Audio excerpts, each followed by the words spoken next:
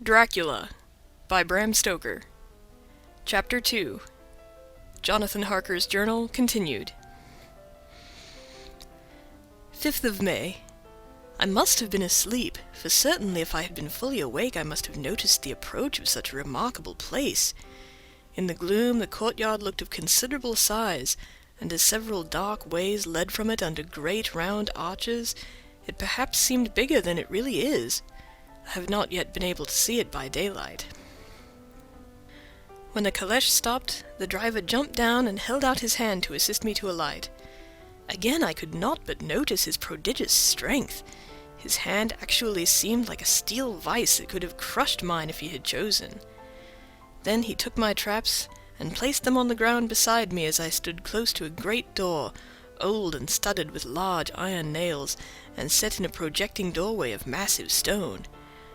I could see even in the dim light that the stone was massively carved, but that the carving had been much worn by time and weather. As I stood, the driver jumped again into his seat and shook the reins. The horses started forward, and trap and all disappeared down one of the dark openings.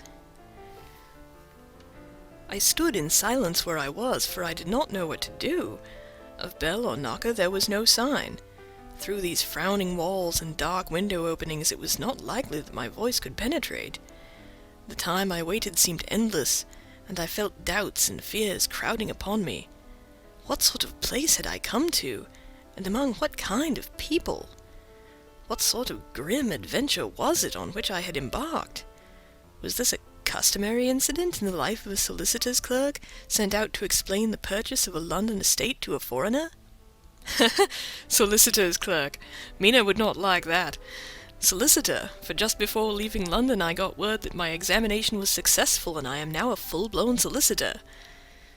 I began to rub my eyes and pinch myself to see if I were awake. It all seemed like a horrible nightmare to me, and I expected that I should suddenly awake and find myself at home, with the dawn struggling in through the windows, as I had now and again felt in the morning after a day of overwork. But my flesh answered the pinching test, and my eyes were not to be deceived.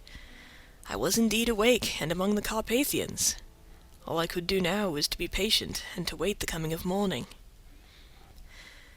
Just as I had come to this conclusion I heard a heavy step approaching behind the great door, and I saw through the chinks the gleam of a coming light.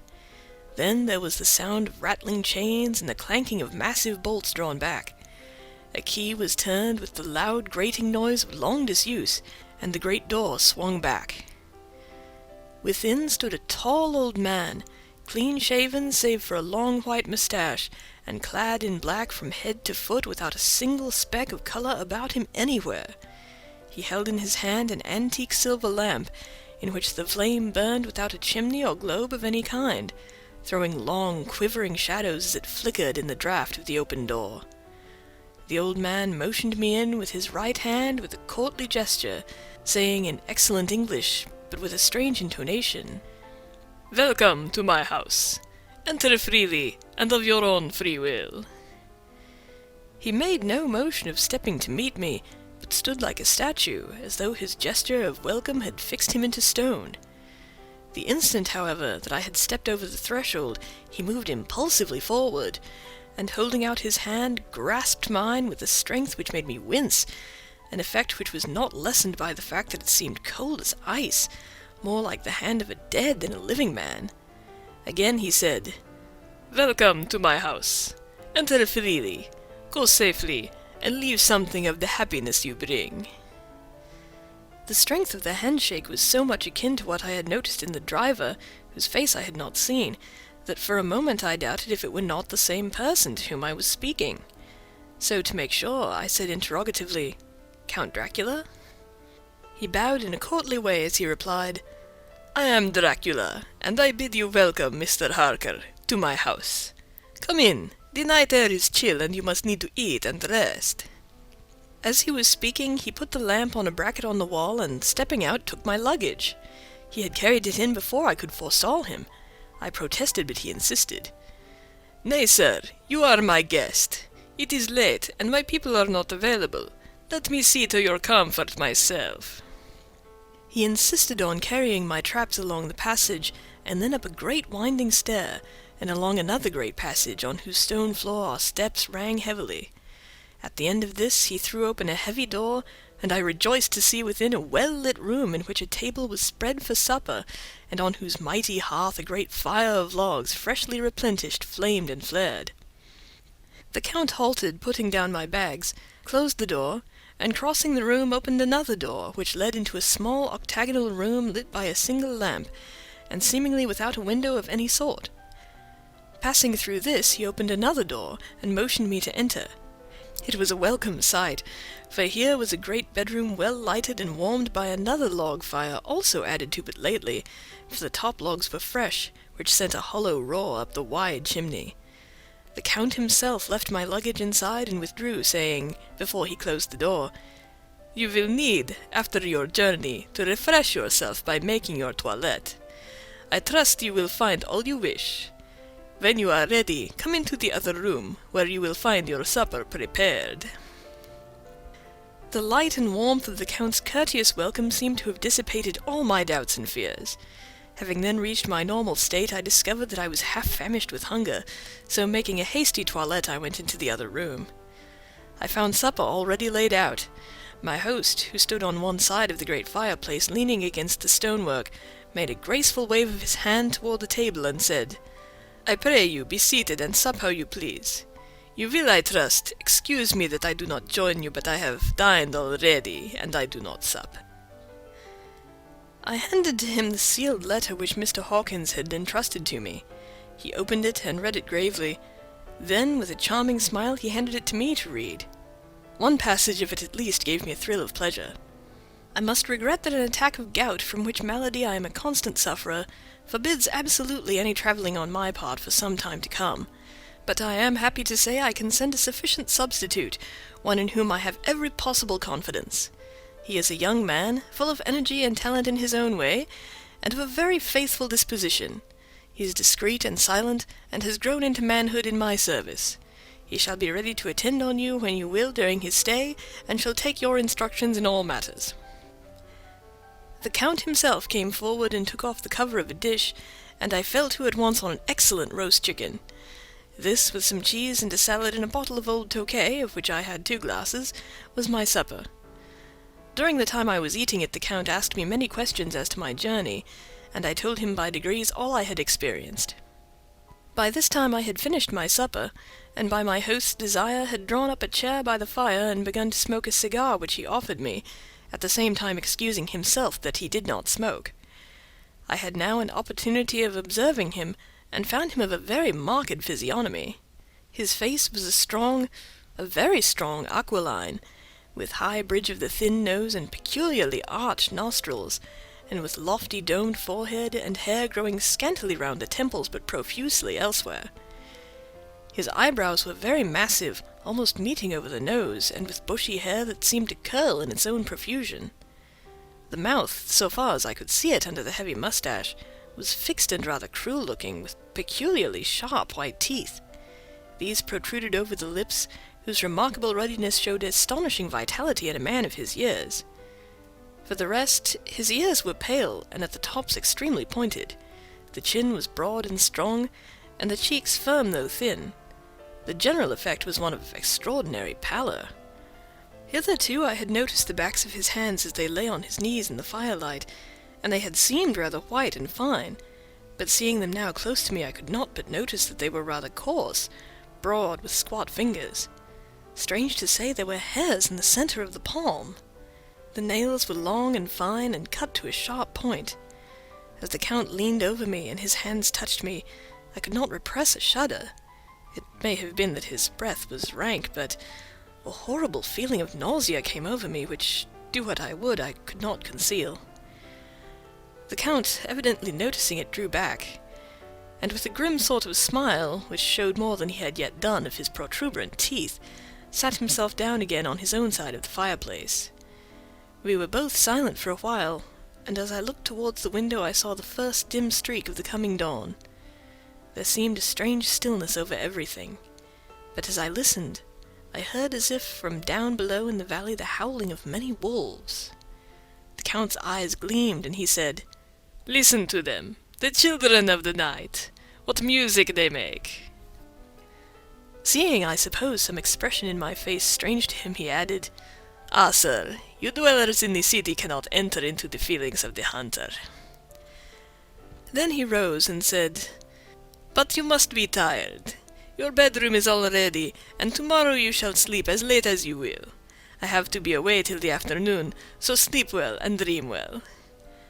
With a courteous bow, he opened for me himself the door of the octagonal room, and I entered my bedroom. I am all in a sea of wonders. I doubt. I fear. I think strange things which I dare not confess to my own soul. God keep me, if only for the sake of those dear to me. 7th of May.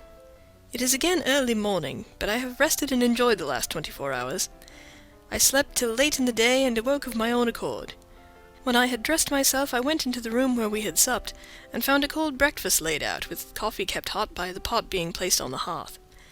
There was a card on the table, on which was written, "I have to be absent for a while. Do not wait for me. D." I set to and enjoyed a hearty meal. When I had done, I looked for a bell, so that I might let the servants know I had finished, but I could not find one. There are certainly odd deficiencies in the house, considering the extraordinary evidences of wealth which are round me. The table service is of gold, and so beautifully wrought that it must be of immense value. The curtains and upholstery of the chairs and sofas, and the hangings of my bed are of the costliest and most beautiful fabrics, and must have been of fabulous value when they were made, for they are centuries old, though in excellent order. I saw something like them in Hampton Court, but they were worn and frayed and moth-eaten. But still, in none of the rooms is there a mirror. There is not even a toilette glass on my table, and I had to get the little shaving glass from my bag before I could either shave or brush my hair. I have not yet seen a servant anywhere, or heard a sound near the castle, except the howling of wolves. Some time after I had finished my meal, I do not know whether to call it breakfast or dinner, for it was between 5 and 6 o'clock when I had it, I looked about for something to read, for I did not like to go about the castle until I had asked the Count's permission. There was absolutely nothing in the room, book, newspaper, or even writing materials, so I opened another door in the room and found a sort of library. The door opposite mine I tried, but found locked. In the library I found to my great delight a vast number of English books, whole shelves full of them, and bound volumes of magazines and newspapers. A table in the centre was littered with the English magazines and newspapers, though none of them were of very recent date. The books were of the most varied kind: history, geography, politics, political economy, botany, geology, law, all relating to England and the English life and customs and manners. There were even books of reference such as the London Directory, the Red and Blue Books, Whitaker's Almanac, the Army and Navy Lists, and it somehow gladdened my heart to see it, the Law List. Whilst I was looking at the books, the door opened and the Count entered. He saluted me in a hearty way, and hoped that I had had a good night's rest. Then he went on. "I am glad you found your way in here, for I am sure there is much that will interest you. These companions," and he laid his hand on some of the books, "have been good friends to me, and for some years past, ever since I had the idea of going to London, have given me many, many hours of pleasure. Through them I have come to know your great England, and to know her is to love her. I long to go through the crowded streets of your mighty London, to be in the midst of the whirl and rush of humanity, to share its life, its change, its death, and all that makes it what it is. But alas, as yet I only know your tongue through books. To you, my friend, I look that I know it to speak." "But, Count," I said, "you know and speak English thoroughly." He bowed gravely. "I thank you, my friend, for your all too flattering estimate, but yet I fear I am but a little way on the road I would travel. True, I know the grammar and the words, but yet I know not how to speak them." "Indeed," I said, "you speak excellently." "Not so," he answered. "Well, I know that, did I move and speak in your London, none there are who would not know me for a stranger. That is not enough for me. Here I am noble, I am a boyar. The common people know me, and I am master. But a stranger in a strange land, he is no one. Men know him not, and to know not is to care not for. I am content if I am like the rest, so that no man stops if he sees me, or pauses in his speaking if he hears my words. Ha ha, a stranger! I have been so long master that I would be master still, or at least that none other should be master of me. You come to me not alone as agent of my friend Peter Hawkins of Exeter to tell me all about my new estate in London. You shall, I trust, rest here with me a while, so that by our talking I may learn the English intonation. And I would that you tell me when I make error even of the smallest in my speaking. I am sorry that I had to be away so long today, but you will, I know, forgive one who has so many important affairs in hand. Of course I said all I could about being willing, and asked if I might come into that room when I chose. He answered, "Yes, certainly," and added, "You may go anywhere you wish in the castle, except where the doors are locked, where, of course, you will not wish to go. There is reason that all things are as they are, and did you see with my eyes and know with my knowledge, you would perhaps better understand." I said I was sure of this, and then he went on. "We are in Transylvania, and Transylvania is not England. Our ways are not your ways, and there shall be to you many strange things. Nay, from what you have told me of your experiences already, you know something of what strange things there may be." This led to much conversation, and as it was evident that he wanted to talk, if only for talking's sake, I asked him many questions regarding things that had already happened to me or come within my notice. Sometimes he sheered off the subject, or turned the conversation by pretending not to understand, but generally he answered all I asked most frankly. Then, as time went on, and I had got somewhat bolder, I asked him of some of the strange things of the preceding night, as for instance, why the coachman went to the places where he had seen the blue flames. He then explained to me that it was commonly believed that on a certain night of the year, last night in fact, when all evil spirits are supposed to have unchecked sway, a blue flame is seen over any place where treasure has been concealed. "That treasure has been hidden," he went on. "In the region through which you came last night there can be but little doubt, for it was the ground fought over for centuries by the Wallachian, the Saxon and the Turk. Why, there is hardly a foot of soil in all this region that has not been enriched by the blood of men, patriots or invaders. In the old days there were stirring times, when the Austrian and the Hungarian came up in hordes, and the patriots went out to meet them, men and women, the aged and children too, and waited their coming on the rocks above the passes that they might sweep destruction on them with their artificial avalanches. When the invader was triumphant, he found but little, for whatever there was had been sheltered in the friendly soil." "But how," said I, "can it have remained so long undiscovered, when there is a sure index to it if men will but take the trouble to look?" The Count smiled, and as his lips ran back over the gums, the long, sharp canine teeth showed out strangely. He answered, "Because your peasant is at heart a coward and a fool. Those flames only appear on one night, and on that night no man of this land will, if he can help it, stir without his doors.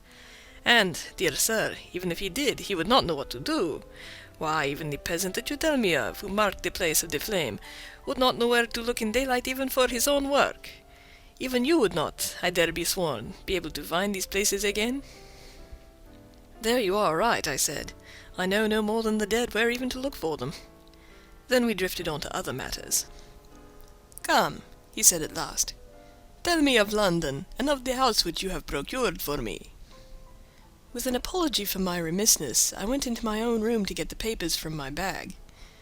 Whilst I was placing them in order, I heard a rattling of china and silver in the next room, and as I passed through, noticed that the table had been cleared and the lamp lit, for it was by this time deep into the dark. The lamps were also lit in the study or library, and I found the Count lying on the sofa reading, of all things in the world, an English Bradshaw's Guide. When I came in, he cleared the books and papers from the table, and with him I went into plans and deeds and figures of all sorts. He was interested in everything, and asked me a myriad questions about the place and its surroundings. He clearly had studied beforehand all he could get on the subject of the neighbourhood, for he evidently at the end knew very much more than I did. When I remarked this, he answered, "Well, but my friend, is it not needful that I should? When I go there, I shall be all alone, and my friend Harker Jonathan, nay, pardon me, I fall into my country's habit of putting your patronymic first. My friend Jonathan Harker will not be by my side to correct and aid me. He will be in Exeter, miles away, probably working at papers of the law with my other friend Peter Hawkins. So?" We went thoroughly into the business of the purchase of the estate at Purfleet. When I had told him the facts, and got his signature to the necessary papers, and had written a letter with them ready to post to Mr. Hawkins, he began to ask me how I had come across so suitable a place. I read to him the notes which I had made at the time, and which I inscribe here. At Purfleet, on a by-road, I came across just such a place as seemed to be required, and where there was displayed a dilapidated notice that the place was for sale. It was surrounded by a high wall of ancient structure, built of heavy stones, and has not been repaired for a large number of years. The closed gates are of heavy old oak and iron, all eaten with rust. The estate is called Carfax, no doubt a corruption of the old Quatre Face, as the house is four-sided, agreeing with the cardinal points of the compass. It contains in all some 20 acres, quite surrounded by the solid stone wall above mentioned. There are many trees on it, which make it in places gloomy, and there is a deep, dark-looking pond, a small lake, evidently fed by some springs, as the water is clear and flows away in a fair-sized stream. The house is very large, and of all periods back, I should say to medieval times, for one part is of stone immensely thick, with only a few windows high up and heavily barred with iron. It looks like part of a keep, and is close to an old chapel or church. I could not enter it, as I had not the key of the door leading to it from the house, but I have taken with my kodak views of it from various points. The house had been added to, but in a very straggling way, and I can only guess at the amount of ground it covers, which must be very great. There are but few houses close at hand, one being a very large house only recently added to and formed into a private lunatic asylum. It is not, however, visible from the grounds. When I had finished, he said, "I am glad that it is old and big. I myself am of an old family, and to live in a new house would kill me. A house cannot be made habitable in a day, and after all, how few days go to make up a century. I rejoice also that there is a chapel of old times. We Transylvanian nobles love not to think that our bones may lie amongst the common dead. I seek not gaiety nor mirth, not the bright voluptuousness of much sunshine and sparkling waters which please the young and gay. I am no longer young, and my heart, through weary years of mourning over the dead, is attuned to mirth. Moreover, the walls of my castle are broken. The shadows are many, and the wind breathes cold through the broken battlements and casements. I love the shade and the shadow, and would be alone with my thoughts when I may." Somehow his words and his look did not seem to accord, or else it was that the cast of his face made his smile look malignant and saturnine. Presently, with an excuse, he left me, asking me to pull my papers together. He was some little time away, and I began to look at some of the books around me. One was an atlas, which I found open naturally to England, as if that map had been much used. On looking at it, I found in certain places little rings marked, and on examining these, I noticed that one was near London on the east side, manifestly where his new estate was situated. The other two were at Exeter, and Whitby on the Yorkshire coast. It was the better part of an hour when the Count returned. "Aha!" he said. "Still at your books? Good. But you must not work always. Come, I am informed that your supper is ready." He took my arm, and we went into the next room, where I found an excellent supper ready on the table. The Count again excused himself, as he had dined out on his being away from home, but he sat as on the previous night, and chatted whilst I ate. After supper I smoked as on the last evening, and the Count stayed with me, chatting and asking questions on every conceivable subject, hour after hour. I felt that it was getting very late indeed, but I did not say anything, for I felt under obligation to meet my host's wishes in every way. I was not sleepy, as the long sleep yesterday had fortified me, but I could not help experiencing that chill which comes over one at the coming of the dawn, which is like, in its way, the turn of the tide. They say that people who are near death die generally at the change to dawn or at the turn of the tide. Anyone who has, when tired, and tied as it were to his post, experienced this change in the atmosphere can well believe it. All at once we heard the crow of the cock coming up with preternatural shrillness through the clear morning air. Count Dracula, jumping to his feet, said, "Why, there is the morning again! How remiss I am to let you stay up so long.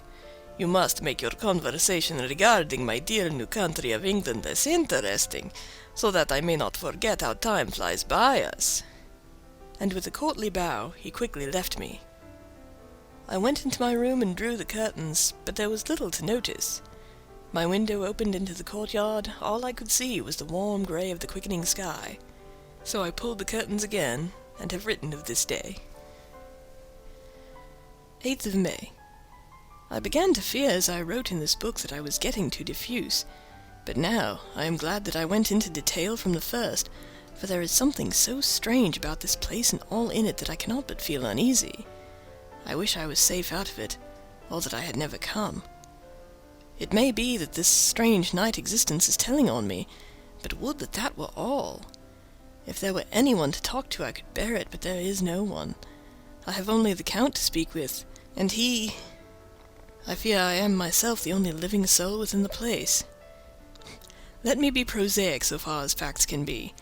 It will help me to bear up, and imagination must not run riot with me. If it does, I am lost. Let me say at once how I stand, or seem to. I only slept a few hours when I went to bed, and feeling that I could not sleep any more, got up. I had hung my shaving glass by the window, and was just beginning to shave. Suddenly, I felt a hand on my shoulder, and heard the Count's voice saying to me, "Good morning." I started, for it amazed me that I had not seen him, since the reflection of the glass covered the whole room behind me. In starting I had cut myself slightly, but did not notice it at the moment.